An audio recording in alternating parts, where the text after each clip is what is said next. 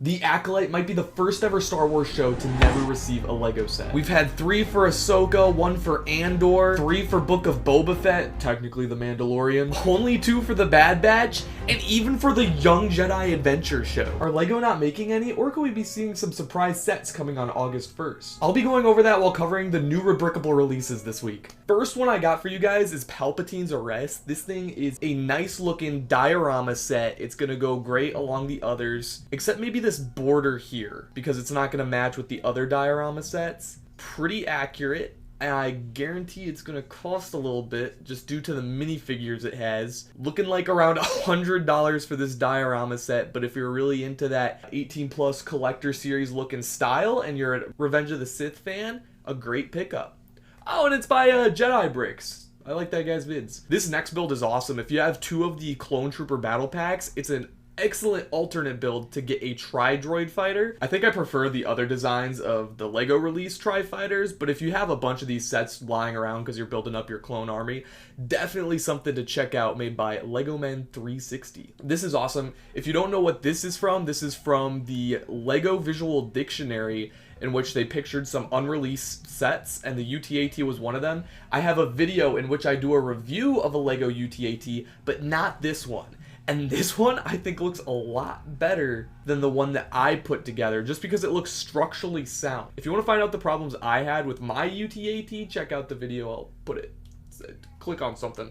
Then we have another alternate build here for the 501st Clone Trooper Battle Pack. A nice bark speeder with sidecar. Looks like you can even attach a medical thing to the side, deliver your injured troopers around. This is a set that I just never really understood why it existed. It was in like a deleted scene of The Force Awakens, so I don't even know if it's really canon, but it does have a very interesting design. I do remember that this Lego set version of it, though, did not sell well. Simple snowspeeder design here. If you are in need of snowspeeders, here's a $60 design to make it, but it looks like it's a 1-to-1 version of it. Like, they compare it to the drawing there, and that looks spot on, more accurate than Lego. This is just something that I think is stupid, alright? I don't like this, but it's a new release that 44 people like, apparently. Let me move my body so that way you can see. 44 people liked this. It's a display stand for your droideka, and I'm not vibing with it, man. Like, what is this supposed to be? The bay from the Phantom Menace on the droid control chip? Like, what is this supposed to be? It just does not fit the droideka, I don't think. Like, it's not even as tall as the droideka, so it's not that great of like a display thing. I guarantee you it's gonna be over 100. $130 for a display stand for a $60 set? Not gonna, no. These are really nice and fun. We got some buildable battle droids. These look really good. I wonder how they compare stood next to a minifigure, and they're pretty cheap. $5 to get, what, 2 of these droids? I definitely want to build these sometime and do a review on them. They look awesome. And you can even pair it with a super battle droid model that they have. This is sick. This is how I would imagine Lego would have built these guys if they didn't make like a minifigure version for them. If they just had like a printed slope piece right there, oh, that'd be awesome. Next up, I'm not really into the mini stuff, but we do have some mini Naboo starfighters that I thought I'd pull up if you guys are interested. Not really my thing, but they are a great micro scale design. What? This isn't Star Wars. How'd this sneak in here? No, I just thought this was cool. I didn't even really look at this. But this is the Smiling Friends house. There's no pictures just other than that, and it costs $500. This just has to be a scam. Really interesting droideka design here coming from Lego B&B Studios. He's a big time designer. I think he used like lipstick pieces for the eyes, but it looks really good. It does stand, I think, a little too tall next to an actual minifigure, but look at that. It balls up like perfectly. This is why I expected Lego to release for the smaller version of the droideka for the buildable figure. This is a lot more accurate version of the Desert Skiff. I don't know if you guys saw the last BBB podcast. I kind of clowned on the new Desert Skiff set because the proportions were just off for no particular reason, because I don't think it made it look better. This one looks very accurate. Like, this looks minifigure scale, and it also looks like it's not going to mess up that slope on the front. It's actually, they got the angles down right.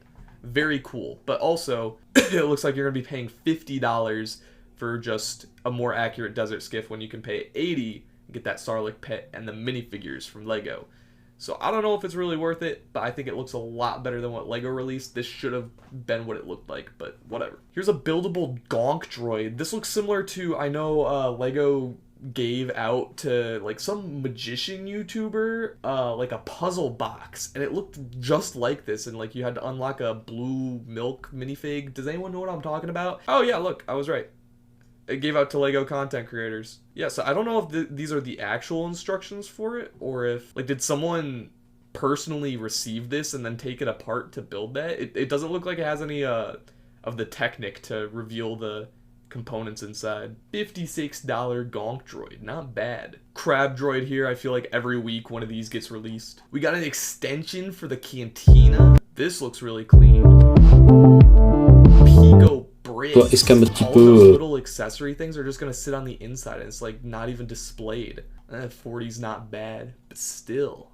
This is goofy looking. This should just not exist. I don't know why someone made this.